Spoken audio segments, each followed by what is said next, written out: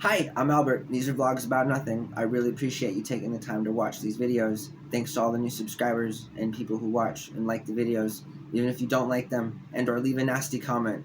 You watched the video maybe? At least you came to the channel. I mean, I don't know what to say there, but thank you in any way, regardless, for taking the time out of your day to join me. And so right now we're talking about unions.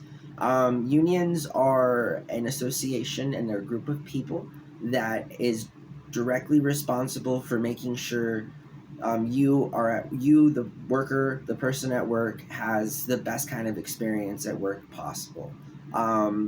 There has been a large push for unionization recently, especially amongst younger people, right? Because they're the future and they basically need to be given what they are demanding. And I namely speak about Starbucks here and all other large companies that refuse to unionize and or actively spend money to bust unions. It's a terrible position to put, especially young people in, like the future, to tell them that joining a union is not good for them when in fact it is the only way they can be protected against the company who, again, we've talked about this before, is trying to make money at all costs. It's really not within the company's parameters to be looking out for your best interests. Even though they still should, they don't, right? And so that being said, there needs to be a body of people on your team, on your side,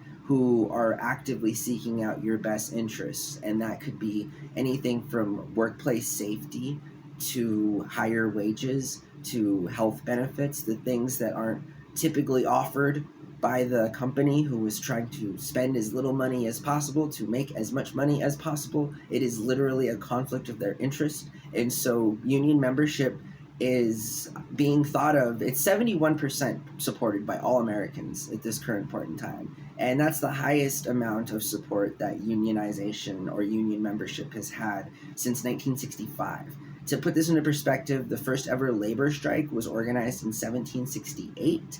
And in 1794, just a little under 30 years later, the first ever labor union was organized by people who made shoes in Philadelphia. Philadelphia is a wonderful place. If you haven't been there, go there. I've been there. It's awesome. Western Philadelphia is where UPenn is, and that's where I was in University City. And it's just a wonderful place. Abner's and Gino's and Pat's, those are the places that you go. I preferred Abner's as to the three places I just named, but I think Pat's is better than Gino's. That's just my opinion. They're both wonderful Philly cheesesteak sandwiches. That was just a sidebar. But again, the love for the Philadelphia people comes from the fact that they have a great culture, vibe, and place to live, but also they were the first place to actively make sure that their workers were protected by creating the first union. And so, and then just a quick shout out to there was the first ever union to accept women and black owners or black workers wasn't until 1867, and that was still 3 years after the Civil War ended. And so you can imagine reform has taken some time, even after segregation.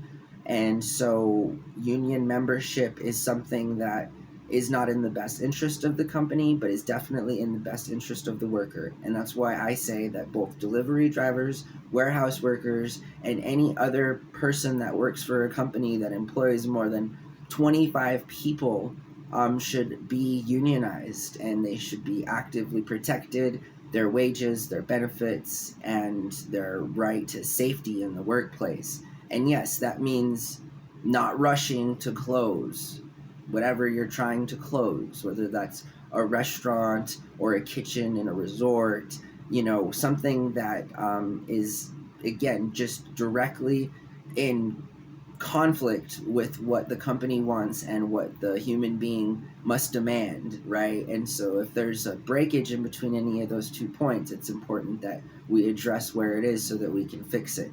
And I would argue again that advocating for union membership in all of the places that employ many people is something that should be demanded. Because if we do not demand it, then the companies that we work for aren't going to spend more money on anything they do not have to. And so there's the common sense argument.